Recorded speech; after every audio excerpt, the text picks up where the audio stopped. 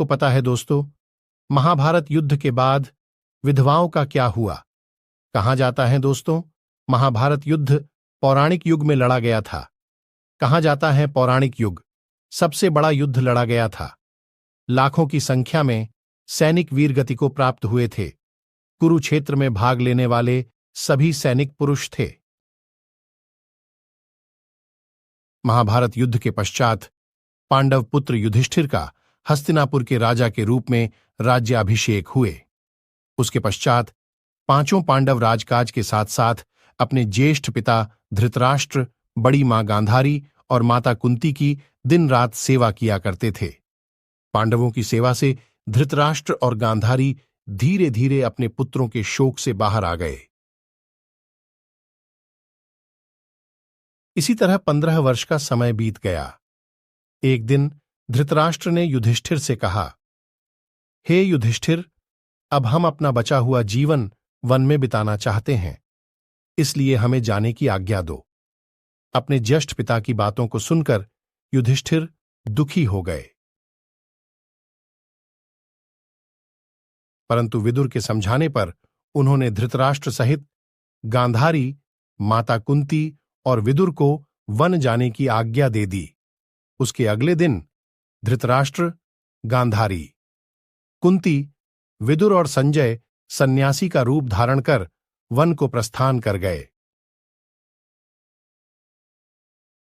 पांडव अब हर समय अपने प्रजा की सेवा में लगे रहते।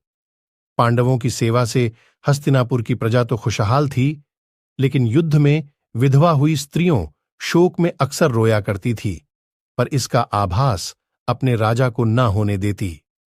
कुछ समय बाद एक दिन पांडवों में सबसे छोटे सहदेव को माता कुंती से मिलने की इच्छा हुई। सहदेव ने अपनी इच्छा शेष चारों पांडवों से जाकर कहा। सहदेव की बातें सुनकर शेष तीनों पांडव भीम, अर्जुन, नकुल और उनकी पत्नियों के मन में भी माता कुंती से मिलने की इच्छा जागृत हो उठी। यह देख हस्तिनापुर नरेश युधिष्ठिर ने वन जाने के लिए आवश्यक तैयारियां करने का आदेश दे दिया। अगले दिन पांचों पांडव द्रौपदी के साथ वन की ओर चल पड़े। यह देख हस्तिनापुर के निवासी भी उनके साथ चल पड़े। उन लोगों में वो विधवा स्त्रियां भी थीं जिनके पति महाभारत के युद्ध में वीरगति को प्राप्त हुए थे। वन पहुंचकर पांचों पांडव उस आश्रम में गए जहां सभी निवास कर रहे थे। बाकी के हस्तिनापुर निवासी उसी आश्रम के आसपास निवास करने लगे। कुछ दिन बाद एक दिन महर्षि वेदव्यास उस आश्रम में पांडवों से मिलने आए, परंतु वहां महर्षि वेदव्यास देखा कि पांडव सहित हस्तिनापुर के सभी निवासी भी युद्ध मारे गए अपने परिजनों के शोक में डूबे हुए हैं। यह देख महर्षि वेदव्यास ने सभी से कहा कि आप लोग युद्ध में वीरगति को प्राप्त हुए अपने परिजनों को शोक मत करिए। वे सभी स्वर्ग या फिर दूसरे लोकों में सुखी पूर्वक निवास कर रहे हैं। वे सभी अपने अपने लोकों में अति प्रसन्न हैं। परंतु महर्षि वेदव्यास के इन बात से भी उन लोगों का शोक दूर नहीं हुआ।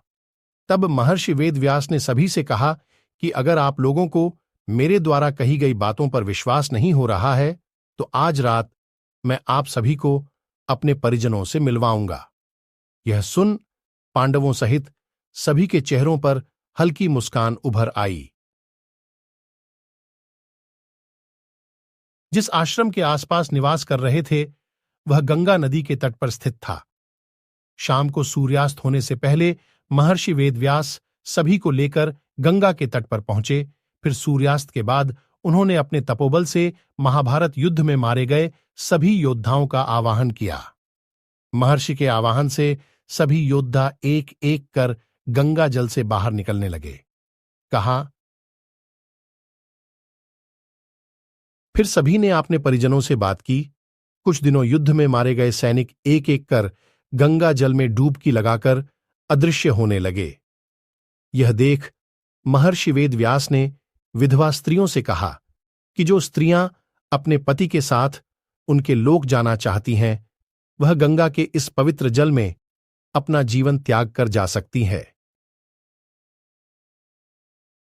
इतना कहते ही सभी विधवा स्त्रियों ने गंगा के जल डुबकी लगाकर अपने जवान को त्याग दिया और सभी अपने अपने पति के लोक चली गईं।